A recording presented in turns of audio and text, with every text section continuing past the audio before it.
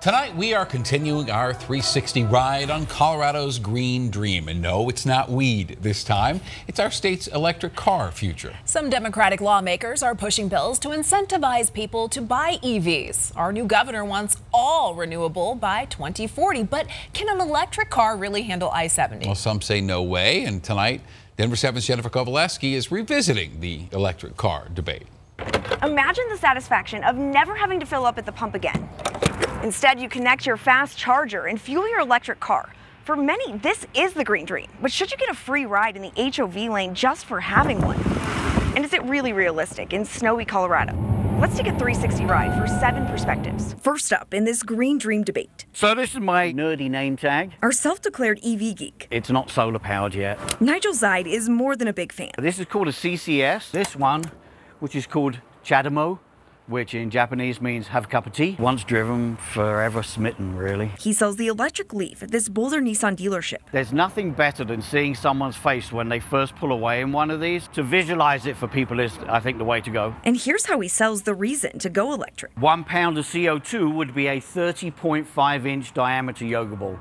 So again, 19 of these is what comes out of 1 gallon of gasoline. It is our future because we can't carry on as we are. As for his take on giving drivers more incentives to buy electric, Zide says there's already plenty. It is a ridiculous amount of rebates. He's not sold on lawmakers' recent push to give EV owners a free pass in the HOV lane. There's enough people that get annoyed about the fact that there are federal and state tax credits on it, don't really want to be rubbing their nose in it with the HOV access as well. So everything's smooth, quiet, really easy. Enter the point of view of proud hybrid owner Tyler Sweedock. Yeah. He supports the idea of giving access to electric cars and thinks it would help more people buy in. I think that would really spur the purchases that we need to really clean our air and help carbon emissions.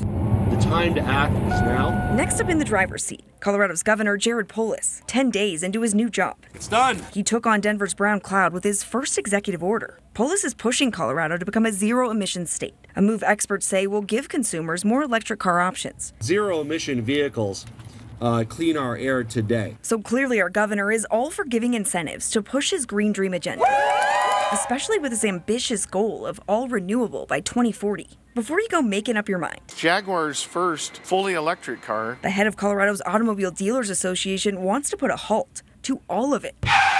We just don't think it's government's role to tell consumers what vehicle they have to buy. Tim Jackson says CATA is suing the state over previously adopted low-emission vehicle standards. Polis's order goes even further. Colorado is looking at adopting the California vehicle emission standard. And the problem with that for Colorado is that we have a much different terrain and a much different market for cars.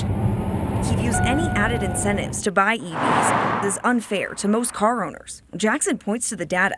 3 out of every 4 cars sold in Colorado last year were pickups or SUVs. Electric cars only make up 3% of all cars sold. So call the incentives the $5,000 tax credit and the HOV lanes as the carrot. They're dangling the carrot. But truck driver Carl Cole says he can't grab it. I would totally drive one if I could. For him, You didn't expect that out of this, right? it's less about a free lane and more about a price he can afford.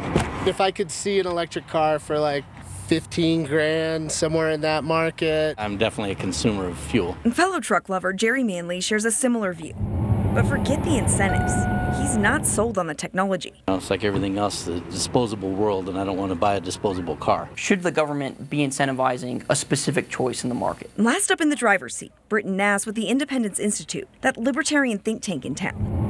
He says it furthers the economic and geographical divide. To prioritize an individual whose statistics indicate likely makes over 6 figures or has the luxury of choosing an electric vehicle based on their profession should not be given priority, especially in taxes, over someone who does not have that luxury. Like most things, it comes down to dollars and cents. So while for many the green dream remains out of reach, SUVs alone make up right at 50% of the total market. For others, a free lane and a huge tax break might be just what it takes. They're coming. There is no stopping them. Jennifer Kovaleski, Denver 7. And man, so